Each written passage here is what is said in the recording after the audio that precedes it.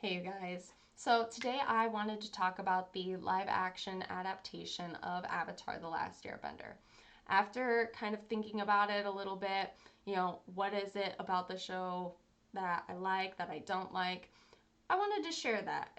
Really think critically about it. Have rewatched a few of the episodes when it comes to the show. So I think when it comes to this live action adaptation, it's not terrible.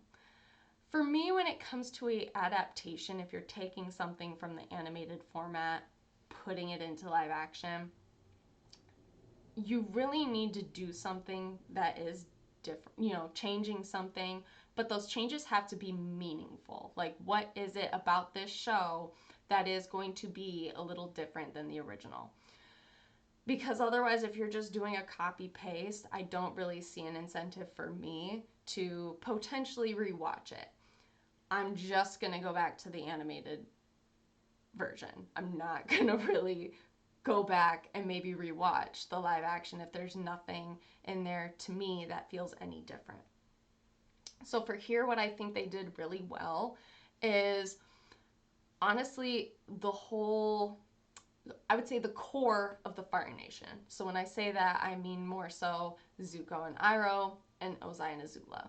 Now, when it comes to Ozai and Azula, you see more of them in the live action and understand a little bit more of how they fit in with different events, like when they do go into backstory, and getting, I would say, almost a deeper sense of their personalities.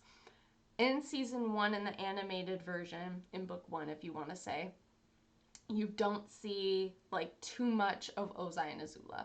You see them through some of the flashbacks, but they don't have a super big part, not until the later seasons. When it comes to Iroh and Zuko, you get, I feel, very meaningful backstory and what their relationship is like, as well as, as certain events continue in present time during the season, you just really get a sense of that. And I think, too, just the portrayals are done very well. The actors did a fantastic job. Now, some of the articles that I was reading were on Sokka and how the jokes aren't going to be the same, like kind of the center core of them. So, Sokka is a character that I feel is very precious in regards to he has a lot of memorable moments within the show, and a lot of people like him for vast majority of reasons. Like, there's so much to that character and people enjoy him. So you really have to be careful when it comes to, all right, how do we want to portray some of these characters? Not just saying he's not the only one where it's like, oh, you can't touch him, like it's precious. The other ones have those aspects as well, but let's face it, a lot of people can remember a lot of memorable moments with him in the animated show. I still found him very charming, charismatic within this adaptation. Sure, like, yeah, the jokes are not going to hit the same, but also I'm curious to see as this, the other seasons continue, will we get just a tad more? I enjoyed it. I enjoyed his character. But yes, it really is just that precious thing where you're like, okay, we, we really need to make sure like we don't screw up certain aspects of characters and this show. When it comes to the bad in particular, the things that I really didn't enjoy, this is where I'm going to probably get more into spoilers because I really need to like not cite my sources, but like these are the things in particular where I'm like, okay, why? So, one of which is Katara. Now, my issue is not with the actress, it's not with like lines that were said. It was very much on her ability to waterbend. My issue is in the animated version, she was not good. Like, she would try to do something, the thing that she would do would be completely opposite of what she wanted. So let's say she wanted to like water bend this way, do like some, just hey, water go this way. No, it would go the opposite way. Or, even when the show begins, she's like lashing out at Sokka, breaks the iceberg. Did she mean to break the iceberg? No. But that is what happened. In this live action adaptation, it really felt like any time she would do something, was it perfect? Like, hey, was that exactly what you wanted? No. But it seemed like she knew what she was doing. She would practice all the time. It really seemed like there was no wrong. And that was my issue, was her kind of already having ability. If you remember, or if you've watched within season 1 in the animated version, her and Aang are practicing. Like, they have the waterbending scroll, they're practicing waterbending, and he is doing fine. Like, any time that they do practice waterbending, he seems to have a good hold on it, and she doesn't. So that is where she gets jealous, and she is sitting there, and it's like, okay, I'm trying to do all, like, I'm trying my best, and it's just not working. And then when you get towards the end of the season, because that is one of the reasons she even wanted to go with Aang in the first place. She was like, you need a master. Let me go with you, because then we can both master waterbending. We can go to the North Pole, get us a master, and then, be on our way. And here, it's just like, oh yeah, let me just come with you, like, to the North Pole, and we get you a master, and then I too can, like, it just, whether it was phrased weird, whatever, her abilities just were, they were higher than they are in the animated show. And I think that's why, at least for me,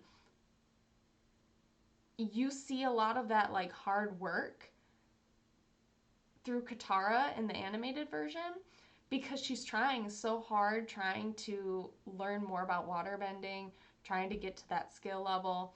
And here, yes, she practices, but it's like, oh, just getting better, because she already has a skill level that is satisfactory. That was my issue in that particular aspect of that character. When it comes to my other issue, that is with Aang.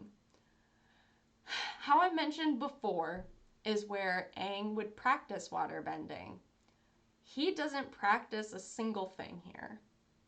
And what I mean by that is, because the next element he needs to learn is waterbending. Like, you go in order learning your elements. So if you're an earthbender, next thing you learn is fire.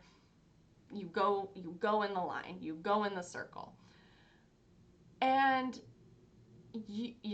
doesn't practice waterbending at all. Like, Katara mentions it in the show. She's like, oh, why don't you practice with me? And he just goes, oh, maybe later, or like they fool around, never practices it. I mentioned, though, never practices any other, like, at all, because in book 1, he also tries to learn firebending. Like, his idea is, hey, if I learn firebending, I can then fight the firebend. Like, kind of use what they have against them. Again, no, they don't depict that, but still doesn't practice, doesn't try. I think my other issue in particular with Aang, he has his moments.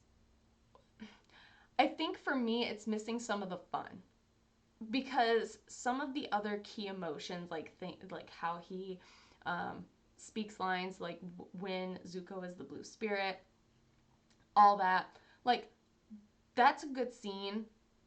I have no issue with that. It's more so like he is still a child. he has his moments where he is very wise. He, yes, doesn't want to be the Avatar, but knows, like, it's my responsibility. Like, I can't really get rid of that. Here, he really just doesn't want to be the Avatar, like, at all. Hence, I feel why he doesn't practice. But also, there's just, like, no, like, I feel like I see some things of him, but I don't see the fun. And that is one of the things with Aang that I really enjoy is, yes, he has this kind of, like, wisdom, maturity about him, you know, especially for his age, but he also knows how, because he's still a kid, he still has fun. So, like, one of the things that I was kind of hoping for is when they were at, like, in Kyoshi, on Kyoshi Island, they had a scene where they were sitting down and eating. I think they were also with some kids, what have you, just that whole kind of situation. I thought there would be, like, a little bit more fun. Yes, he does go on the air scooter, does all that, because you see that iconic scene of him hitting the statue that you see in the opening of the animated show. But I was like, oh, how fun would it be if he did something else with airbending? You know, like, when they get there in the animated show, he does the whole, like, you know, marble thing with his airbending. Doesn't have to be exactly that, but I was like, oh, you have a really good opportunity here to do, like, more. And I just felt like at times I really wasn't getting that. I felt like a lot of the time, just, again, whether it was the tone of voice, whatever that was happening, it was just so monotone or serious, or just, like, I don't know, like, it didn't work for me. Something about it didn't work. But those are probably my main two complaints when it comes to things that I really just, like, wasn't finding the same, or things that, if they, you know, if that was the direction that they wanted to change, wish they didn't change.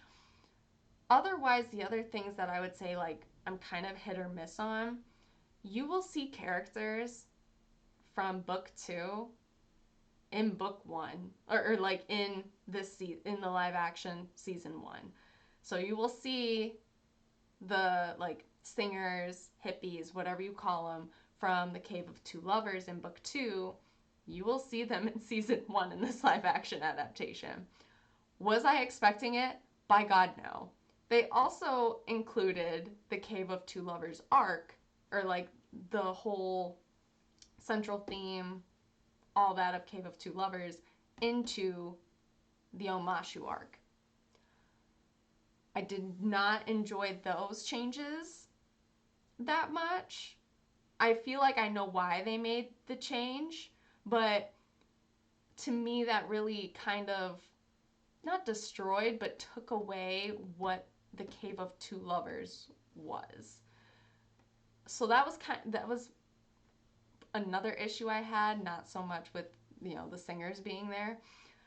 And then you will see the owl from the library when they go into the spirit world. Again, just took me off guard. Was not expecting it. Am I upset by it? No, because I'm, again, still like, oh, hey, it's a little cameo. Be prepared what you'll see in season 2. So yeah, I mean, overall, the show isn't terrible. I am curious / excited, anxious to see what season 2 and then what season 3 will look like. But I know for a lot of people, you know, for me it's always a toss-up, like, oh, which season do I like more, 3 or 2? A lot of people like season 2 for a lot of reasons, one of which you meet Toph. So anticipating that, curious to see how that goes. But at least for this first season, it's fine. It's okay. Didn't mind some of the changes.